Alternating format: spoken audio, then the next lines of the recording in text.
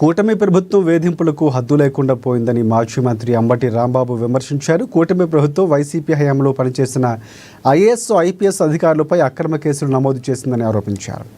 IAS, IPS అధికారులను జైలుకు పంపిన ఘనత ఈ కూటమి ప్రభుత్వానికి దక్కుతుందన్నారు అంబటి.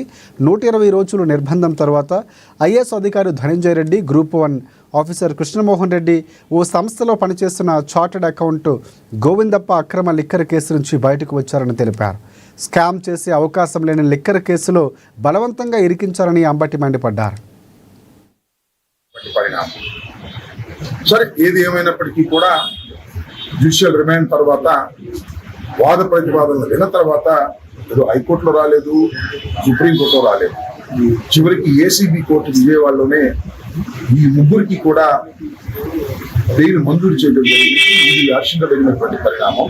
రాబోయే కాలంలో ఇంకా చాలా విషయాల్లో బయటకు వస్తాయని కూడా ఈ సందర్భంగా నేను మనవి చేస్తున్నాను. ధనంజయ రెడ్డి గారు ఒక ఐఏఎస్ ఆఫీసర్, కృష్ణమోహన్ రెడ్డి గారు ఒక బాధ్యత కలిగినటువంటి గ్రూప్ 1 ఆఫీసర్.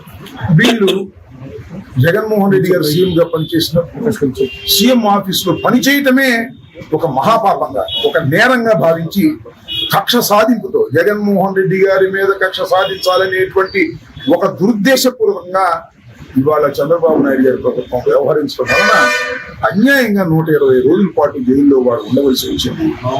వాడేమి క్రిమినల్స్ కాదు, ఒక బాగా చదువుకుని పైకొచ్చినటువంటి వ్యక్తులు, గౌరవప్రదమైనటువంటి జాబుల్లో పనిచేస్తున్నటువంటి వ్యక్తుల్ని హెరాస్ చేసే కార్యక్రమం చేసినటువంటి ఈ తెలుగుదేశం ప్రభుత్వం దీనికి బాధ్యత వహించవలసి ఉంటుందని కూడా ఈ సందర్భంగా నేను చెప్పదలుచుకున్నాను.